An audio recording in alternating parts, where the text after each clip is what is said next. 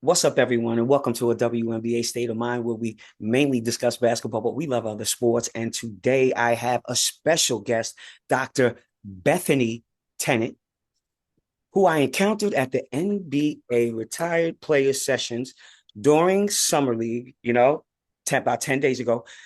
And you're involved with so many components, so many things from the NBA to NFL for nutritional guidance. Please introduce yourself because I didn't. I just knew I wouldn't give you I would just do you an injustice. Oh, thank you.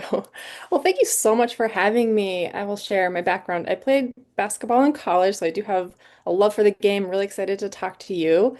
And as a naturopathic physician, I'm trained as a primary care provider, but I really have a passion for working with athletes and utilizing whole person care, which uses a lot of nutrition. And I've had the privilege of working with youth to professional athletes over the last decade, and really excited to dig into some of those details with you today.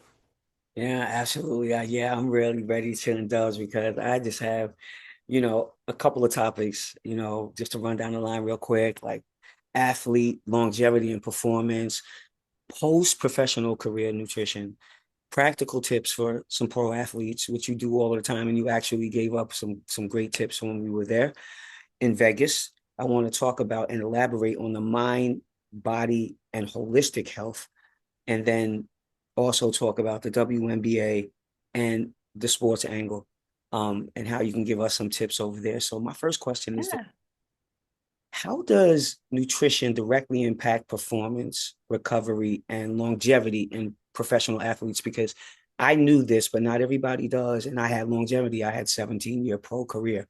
Talk to people Amazing. about how they can do that. Yeah, and that's such an amazing testament to the work that you've done to be able to have that kind of longevity. And I think that sometimes how I explain it, sometimes people think about nutrition and they're just thinking calories, or they're just thinking losing weight, gaining weight, and how they look. And I really love to invite people to think about how it makes them feel.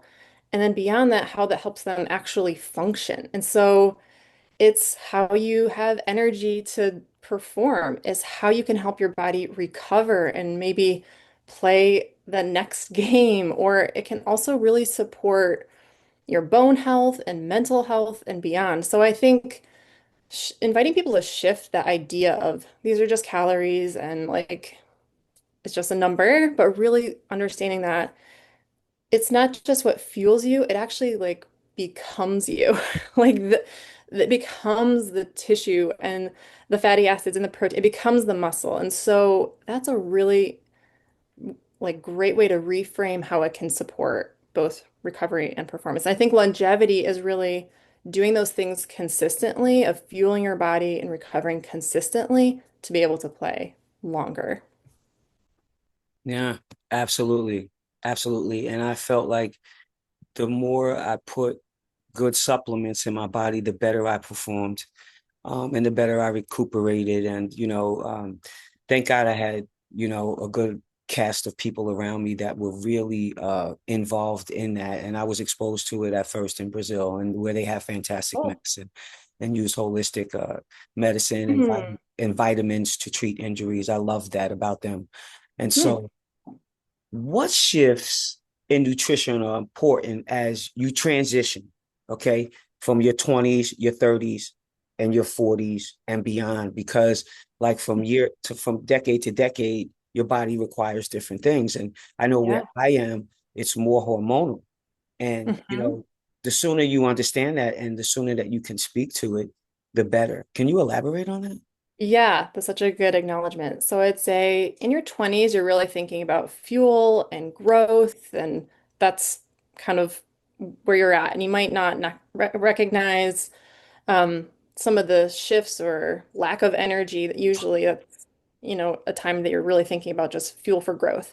And in your 30s, you might want to be thinking a little bit more of anti-inflammatory foods or hormone support. You might need additional things to support recovery.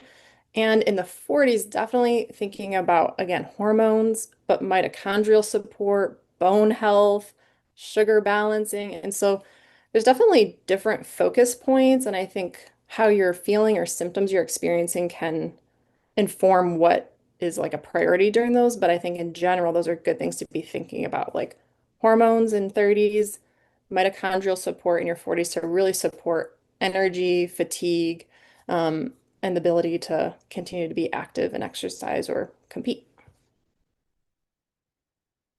Just so on point, and I love talking and picking the brains of doctors. I really do.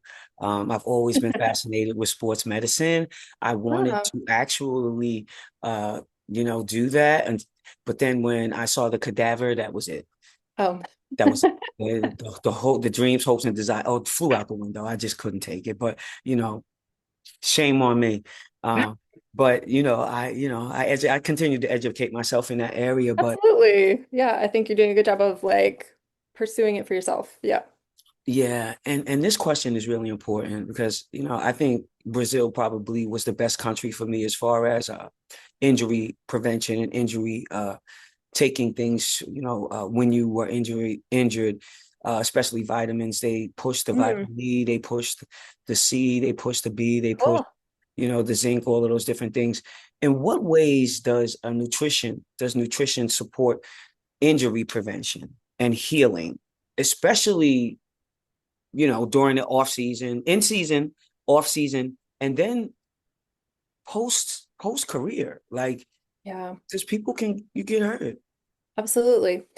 I love you already answered some of your own question with what you shared. So, Wow. a few things that I think about are, and the research is showing more and more around things like vitamin D status. So, I think in supplements are a whole other conversation, but I think food first, supplements supplement. But if you can get labs to check to see where your levels are at to know if you're actually deficient or below what you would want that value to be, and that will determine, how much of those vitamins you should be taking to get to where you need to be, if that makes sense.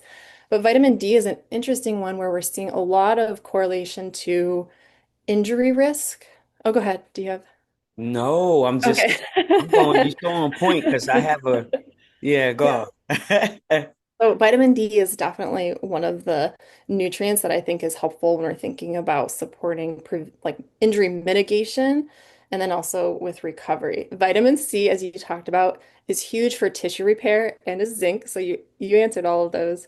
Protein and collagen are also really big when we're thinking about injury recovery. And so your body needs to heal that tissue.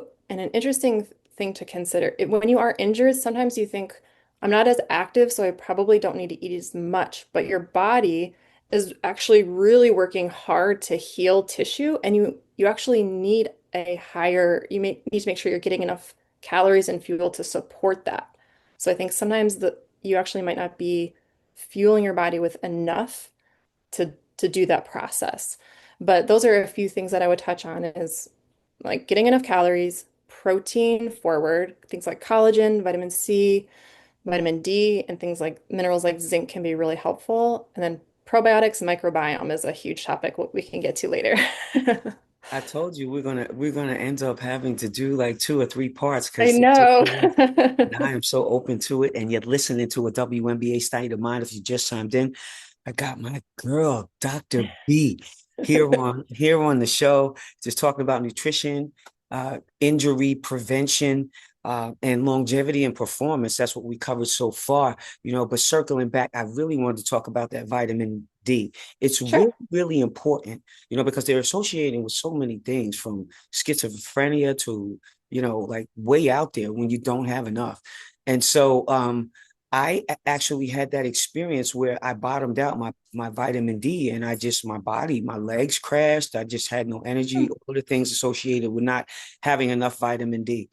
And so I went and I got my levels checked, and then they said, "Whoa, your vitamin D is way off. We got to speak to your vitamin B." My mom was anemic. I remember when I was younger, my mom was anemic. She would pass out sometimes. So you have to really trace your family and know, like, hey, my dad had diabetes, my mom had high Mhm. cholesterol, my grandmother had neuropathy, my mom had it. tried to show up. So you have really have to trace those steps, and this way you can do better for yourself. Moving on, because we could talk about this forever. But the one Yes, thing sure. I want to talk about before we flip into like practical tips is Mhm. like what risks, okay, um, do people take when they don't address, okay, um, the metabolical changes that Mm. happen in them when they get older and Yeah, they're this less and is they're less active. Yeah, yeah. So metabolic health, when we're thinking about it, we look at a lot of different labs tell us about your metabolic health. Some of those things are like your cholesterol, your lipid panel, your blood sugar management. It can also be things like your blood pressure.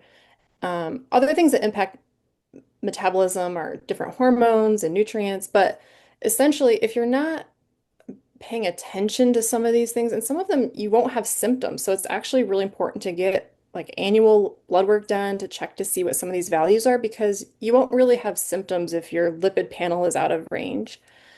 But it can put you at risk for cardiovascular disease or cardiovascular episodes.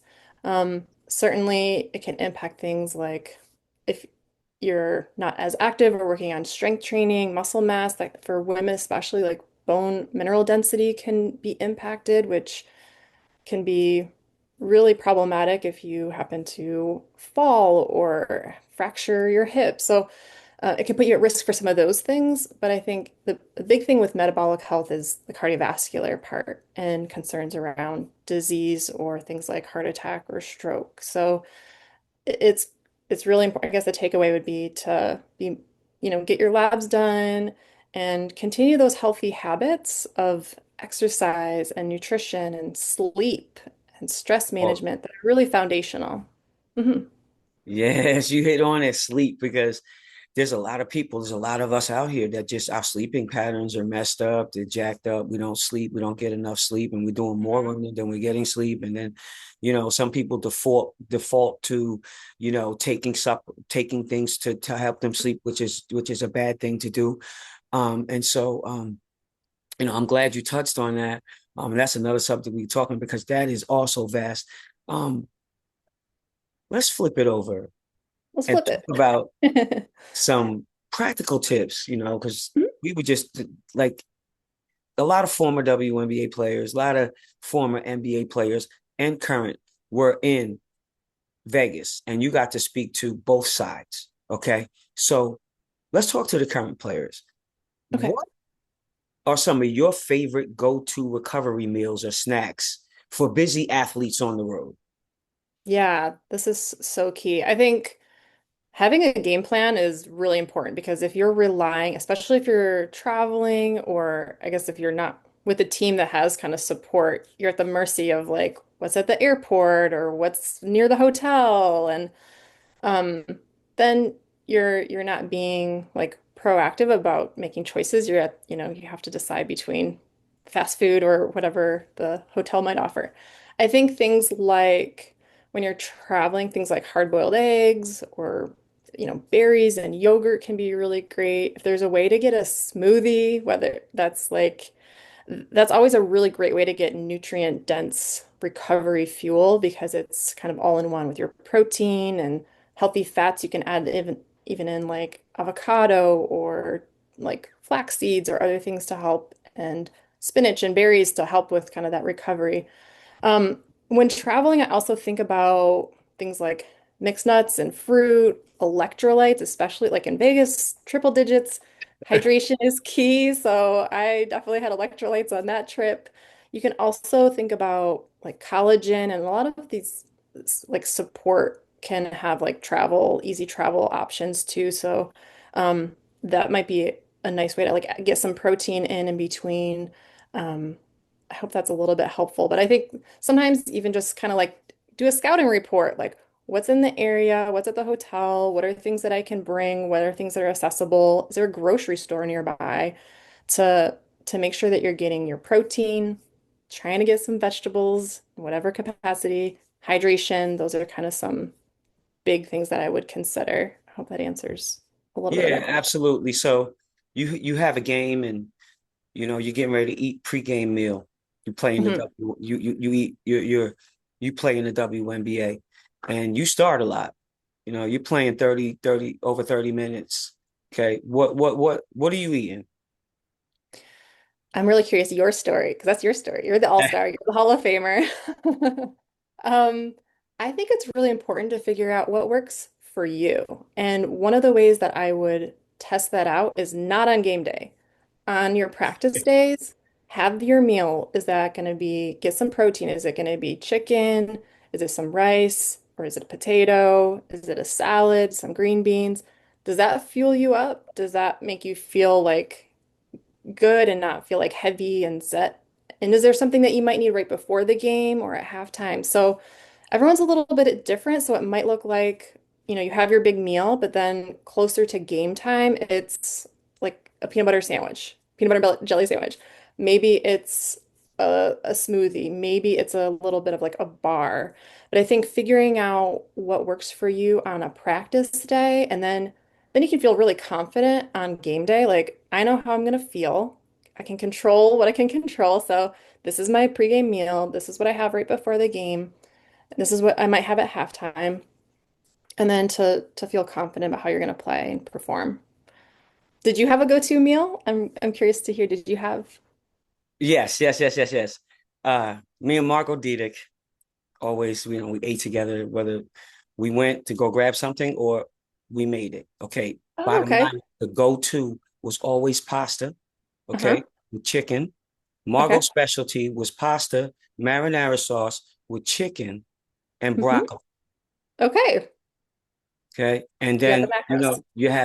you have something to drink. Now, we, of course, when we were in Utah, someone prepared that for us. There was a restaurant that did it fantastic. Good. And it was just fantastic. So we would go there, grab it, and have it. Or Margot would always have a few of us over and we would Mm-hmm. eat. And then, you go lay down, take your nap. And then, we wouldn't play until later on that evening. So you'd have plenty of time for that food to pass through you. I never Hmm. ate too much. Okay. Hmm. Prior to the game, it was always a pack of emergency and Hmm. an apple. There you go. Yeah, Whoa. some carbs. Whoa. Hmm. People read. I never gave out my secret. I'm giving it out now. If Oh, you dare sorry. to, yes, yes, a bit goody. Like, what the heck is going on? Before practice, I would eat an apple and smash an emergency. And I Mm-hmm. promise you, running for days. And so that was the secret for Electrolytes. me. Yes, absolutely, absolutely. And so, I also put my ritual was also I meditated prior Mm, to. that's I great. got there before everybody else, so I could have that ambiance to myself. Mm, I got in the whirlpool first. I get a nice massage. I get out there on the floor, get my shots up before everybody got there. Then I come mm, back in the locker room and get myself ready for the game. And I would sit there, or I would go off to another room and I would meditate for about 20 minutes of exactly what I wanted to do. And I go out on the floor and do exactly what I meditated on. oh, And awesome. so, I love it's just that. a healthy ritual that, you Yeah. have, and that goes right into what we're going to talk about, which is mind Sure. body connection and holistic health. How can athletes incorporate mental health and stress resilience, you know, into their nutritional plans? Because it's a whole thing. People don't understand. You see and you hear and you read about athletes and their mental health. And if you don't incorporate those three things, which is, some meditation, some nutrition, um, and just some mental health things that you can do to Mhm. stress down during the season. Yeah. Can you elaborate on that? Sure. Also, thank you for sharing the secret sauce of your freaking ritual. That's fun to hear. I'll say this mind-body connection is huge. And I would say when I really focus on gut health and what's happening in the microbiome, which means the things that are living in your intestines that really impact your health, and we're learning that more and more. There's something that's becoming more widely recognized as this gut-brain connection. And it's described as being bidirectional, which means how you're feeling or thinking can impact how you feel in your gut. So maybe I'm feeling stressed out or anxious or nervous about something, and I feel almost a little nauseous. Or opposite, my gut things I'm not I'm feeling like bloated, and then all of a sudden I'm starting feeling like low mood or maybe high anxiety. So one area that I really like to support athletes is understanding how they can support their microbiome to impact their mood. And as you were sharing earlier too, certain nutrients are important for certain neurotransmitters that impact how we feel too. So again, blood tests is a really helpful place to start to know if things like vitamin B12, vitamin D, those really impact mood. Hmm. The other thing that I think about is cortisol, which is like the stress hormone. And when you're competing and you're go, go, go, that might be a little bit ramped up and supporting how you can bring that down. And one of the ways, whether it's meditation, breath work is one of my favorite tools to share with patients and athletes because you can tell your body to like, I'm okay, calm down. But the way that your body believes that is how you're breathing. So slowing down how you're breathing lets your body feel safe. And so sometimes doing breath work can be a really nice way of incorporating that as a habit to shift out of being just fight or flight, go, go, go, into that kind of like we call it parasympathetic rest, digest. That's where it works best in those ways. Um, so those are a few things that I think about when we're thinking about mental health. I think about how to support gut health for brain and mental health. I think about different nutrients and I think about that mindfulness piece.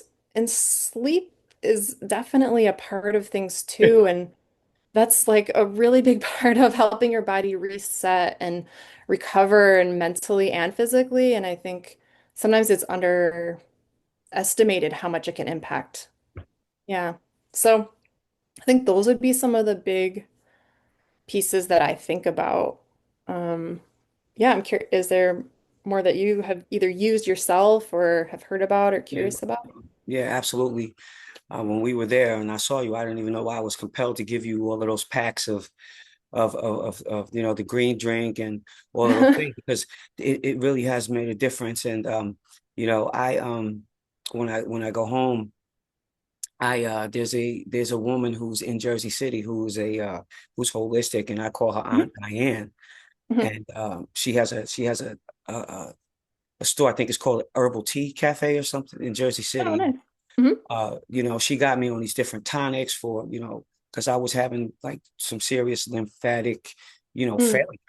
And I needed to speak to that. And as you can see, my jaw, I was telling you, my jaw is a V line now because I started doing the lymphatic cleanse. And I had the root canal, and we could discuss that. That's a whole nother level Okay. to discuss how it affects your glands and stuff like that. And so it was sitting out like this. So I got nervous because it was, glands here, and they swell up. So she said, listen, you need a lymphatic cleanse. Don't worry. It's not what you think. Because of course, when it gets, here, you start panicking. She's like, no, no, you're good. So I started taking that. And then I went one step further. My cousin introduced me to a product, which you see behind me, which is called Live Ultimate Edge. And it's a series, from Edge. I take AMP. Okay. This is metabolic. And then I take the blocks, which is the mushrooms. Okay. So I can make my mushroom coffee. And then I do the green drink, which you see me sipping on. Okay. Hmm. And it does all of those things that you see behind me. And the main reason why I really am appreciative of it is because 2 months ago, I told my doctor, listen, when I went to the summer league, they found that my cholesterol was really, really high. So I came home, I spoke to that. She says, listen, I don't want you to, you're too young. I don't want you to crash out and have a stroke on me. I need you to take some medicine. And I was really upset about it, Hmm. to tears, because I don't like to take medicine. So I said, Doc, I'm gonna take it when it gets back when I get back to normal, that's it. Hmm. So, lollygagged around it for 2 years. 2 months ago, 3 months ago, that's it. I'm not taking it no more. I just don't like how my body is feeling. I just don't like it. Stopped. Started taking this, okay, which also speaks to your LDL, cholesterol. It supports the immune system, your blood sugar. It gives you extra energy. It supports your overall health. I have felt all of it, especially speaking to Hmm. the adrenal failure that I had. All those things that I put up by Live, they speak to your hormones. So it's great. And then I'm hydrating myself, drinking the chlorophyll. It's got alkaline, healthy hydration, the electrolytes, antioxidant, it detox. I like the chlorophyll. I like the anti-aging effect that it has on me with the resveratrol. I can Hmm. feel all of these things that are behind me, and it's crazy. So I'm like, you know what? I want to introduce everybody to it. And then this right here, the pack, the Go Nitromax, okay, that's for your circulation. It has nitric oxide in it, so it'll help keep that heart going. So you ain't got to worry about it checking out on you when you go to sleep. So I just really am into uh, you know, when I was younger, my grandmother looked at and watched Jack LaLanne. That man lived Oh, to be a yeah. hundred and something years old. His wife Yes. was lived to be a hundred something years old right after him. God bless these people. And, I think I and got his then juicer back in the day. yeah, right. So And those infomercials and okay. Yes. And people leave blueprints. They leave yeah. breadcrumbs. So I just like to follow the breadcrumbs as far as health is concerned. My Mhm. father, he loves Chuck Norris. So, whatever floats your boat, babe. You feel me? So you're listening to a WNBA State of the Line. I got my Dr. B on here, and I'm just so happy that we got the opportunity to meet. We're going to round it up. I wanted to Yeah. talk about any advice that you could give a young WNBA player on starting good nutritional habits. Yeah, this is so key. I think once you're what can happen sometimes in college when you're younger, you can kind of like get away with, eating fast food and performing really well. I think the reframe is really thinking like one of your first questions is about longevity and career and thinking about how to support your body in that way. I would really I really love doing lab work, so I think any opportunity to get information to then inform, what decisions, what supplements you're taking can be really helpful.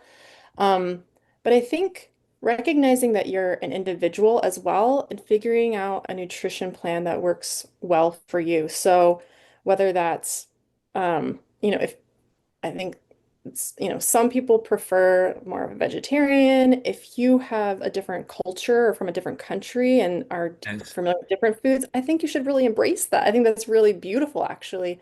But figuring out how to fuel, I think lots of times, especially female athletes, don't fuel enough for that what they're doing on the weight in the weight room and on the court or in the field. Um, being really mindful of protein intake, not being afraid of carbs, and healthy fats as well. So I think that's like very general, but I think knowing that you're an individual, labs can be really helpful to direct things and being mindful of what you're eating and when you're eating to support that long-term career. Um, those are a few kind of big picture ideas. Yeah, yeah, absolutely. And those are great things for them to grasp onto. And what I will say to the international players out here, continue to eat what you eat. The Mediterranean diet was the best diet I ever had. Mm. It's in comparison to Brazil, those places that I ate, um, between Brazil, Spain, and China. I will put it in that order. Brazil, absolutely fantastic. I ate great Hmm. morning, noon, and night because there's always fruit on the table, always fruit on the table. And if there's always fruit on the table, that's always a great place to start. And you even have to also know what fruits to eat that you can't, because a lot of them are high in sugar. Bananas aren't always great if you're a diabetic. You need to eat the ones that are more green than the ones that are yellow. And I'm probably about, you know, 30 days old with that. So like you got to do the research though, because I was like, yo, I got to watch what I'm doing, because if I eat a banana that's yellow instead of more green, then I'm going to deal with feeling that with my sugar. Maybe I'm probably Mhm. gonna get jittery. And these are the things that happen to you when you get older. So make sure you know your history, your family history, what's going on with you, and your triggers, basically. And I do that. My mom had a host of them, and so did my dad. So I know, on each side, I got to be careful with diabetes, high cholesterol, all of this here stuff. Mhm. So and then some things are just in your DNA, and you can't avoid it. We could talk about that another time. Because that's another thing to talk about, Doc. I'll have you all over the place, but real talk, I really appreciate this conversation because it's a great conversation to have. And so like I said, elaborate on the international players. Keep your diet because McDonald's, Taco Bell, Wendy's, all of these fast food places, they're not going to do anything but blow you up. And then you're going to develop stomach problems. I watched that in a lot of my international teammates when they Mhm. came over. Now, I know you elaborated on that last question, but if you could design a WNBA nutritional protocol, What would that look like? what would it Yeah, look? I think it would be customized to the individual. Mm-hmm, So if I were to do if I were to do it, I would start with, again, functional baseline labs. mm-hmm. That can also be because you were talking about like foods that are triggering. Everyone's different. So just because your teammate is doing great and they're eating this type of food, it might not work for you. And I think that can be really key. You might be allergic to certain foods. Sometimes there's food sensitivities that are like a delayed response to foods, and they can give you things like headache or joint pain or feeling any sort of like GI.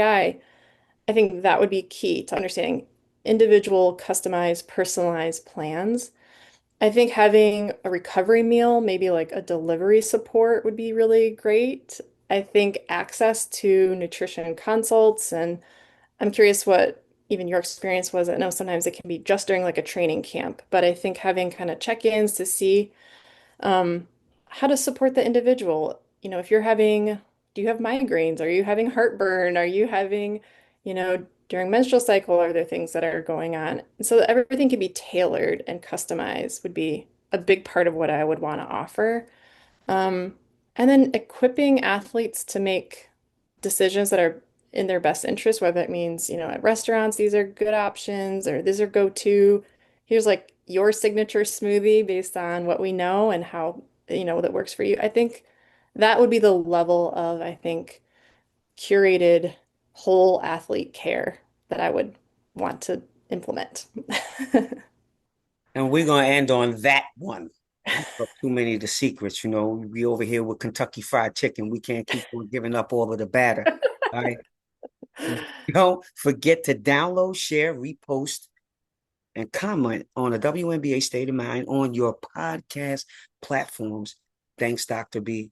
Stay Thank you tuned so for much. part two, maybe even part three. Sammy Sosa, peace out.